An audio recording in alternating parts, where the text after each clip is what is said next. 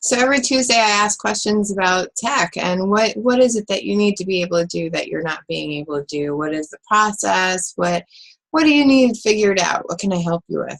So last week we had a question and I did answer it personally one-on-one, but I wanted to review it because I'm sure that there's a lot of you that have the same question.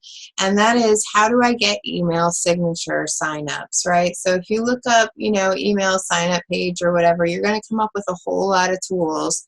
Everybody wants to offer you a tool, but you don't need any special tools other than your email service. So there's lots of email services out there. They should all have landing pages or some kind of URL that they can send you to or send a customer to sign up for your newsletter. And it's very easy to do, but this week we're going to go through it step by step. And this is just a general video. I just wanted to talk about the 2 tools that I'll be showing.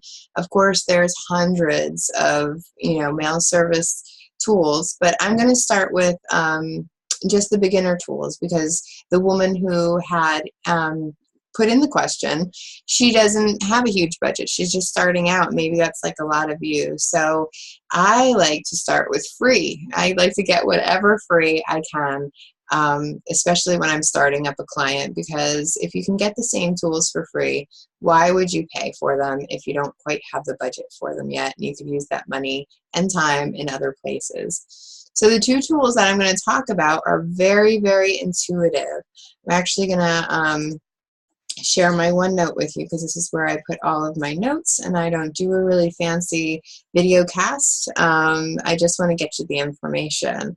So how do I get signups when I don't have a website, right? Or maybe you just have a website and you haven't figured out how to get the signups yet. So you need to choose an email system, and the reason I'm talking about Mailchimp and Mailerlite today is because they're both free to start. You have to grow your list over 500 to pay for Mailchimp and over 1,000 for Mailerlite. So if you grow your list that big, that's great. That means that hopefully somebody's buying something from you. They're both very easy to use, even if you don't know code. They're simple to understand, especially if you're not working, to a complex degree of funnels and everything. They're not quite as intuitive as like customer relationship management databases or anything, but they are definitely simple to use and they do collect some information. And of course, both have cute branding. So let's talk about them, and I like to talk in the positive. So I'm going to talk about the positives of each one. And the positives of Mailchimp is that, well, one, they've been around forever, as probably as long as email marketing has been around. They've been getting better and better as the years go on and adding additional features like automation. Automation is now free to even the free accounts, so it's all pretty tested out, and so Mailchimp is, tried and true. The great thing is that with Mailchimp, you don't need a published website, which you do for Mailerlite, which we'll talk about in a second. Mailchimp also natively connects to outside e-commerce, all different types of systems and apps Mailchimp will often be able to connect to, and so that makes it really, really easy. And there's workarounds around that for Mailerlite as well. And then also the new feature that I find really interesting about Mailchimp is that it will build Facebook and Instagram ads, and it will even use your audience as a sample audience to mirror in Facebook and Instagram. So it's a lot more intuitive. So if you're going to be running a lot of ads, Facebook and Instagram ads, Mailchimp may be the way to go. Mailerlite, though, I got to tell you, has really wooed my heart in the last year. And the reason is it's more visual, and a big, huge one is that there's landing pages. So just to show you the difference real quick, let me just share. Hopefully you're not getting dizzy between screens. I'm going to share 2 different pages I've done. So this is a Mailerlite landing page that I have, and as you can see, invitingshift.com is one of my URLs. So I got the URL right in there as well.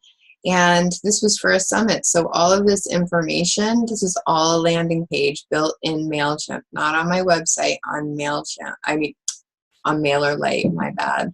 On Mailerlite, this is the Mailerlite page. So I got to add all this information, customize it, change it. I changed all the colors. It was very easy to use. And as you can see, it looks more like a web page rather than a form. And if you go to, excuse me, right underneath where I need to go. And if you go, this is a sample Mailchimp landing page. They actually call it just a form because that's basically what it is. As you can see, it's just a little bit of text and then a form. And so you can see that perhaps this one, you know, depending on what you need, looks a little bit more professional, although I do my best to make the Mailchimp ones look pretty professional as well. Okay, let's go back to our list so we don't forget anything. All right, and then Mailerlite, so Mailerlite has the landing pages, which is really, really quite wonderful. They are way more economical. They're about half the price after you hit your 1,000 with Mailerlite. They're about half the price of Mailchimp, and you can do annual contract, which will save you 30%. So if economy and budget is really your problem and you expect on growing a big list, Mailerlite might be your choice. The other huge bonus for Mailerlite is that there's no double opt-in. And a lot of people, you know, double opt-in is debatable. I think a double opt-in is often good depending on the purpose of it. You want people to go and make sure that they're getting your emails right away and they're not going to a junk mail. And yet, a lot of people find their signups go way down when they have a double opt-in because people don't always go back to their email to confirm that it is their email address and all of that. So if you want a single opt-in, Mailerlite is so much your choice. Mailchimp does not do that. And they balance that out in different ways. So I wanted to return to Mailerlite and needing a published website. So Mailerlite, one of its ways of keeping its standards high is checking to make sure that you have a website and that you're not just some spammer or somebody who's going to bring their email service grade down. So they ensure that you have a website and you're a real business. Now, if you have somebody working on a website or, you know, it's just not public yet, you can post one page of your website and just publish that one page and say it's under construction. Sign up for my list here and I'll let you know when I'm done and ready for you. Another option is if you have no website and it's not being built, you can get a free WordPress website and just get your own custom domain. I believe it's like $18 or something through WordPress. And that one will be enough to pass you through the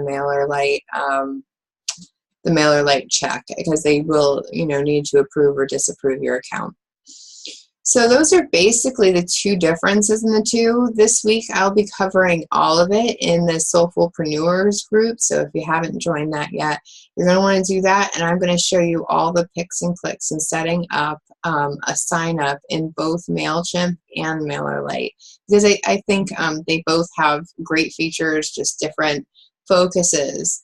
And so I want to make sure that whether you want the Mailchimp or the Mailerlite, you're able to actually set this up yourself. So I'll be showing you exactly how to do that. So join our group, and there's always going to be interesting things, but this week it just happens to be email sign up. I hope it helps. If you have any questions about it, please feel free to leave a comment and I will get back to you. Thanks, guys.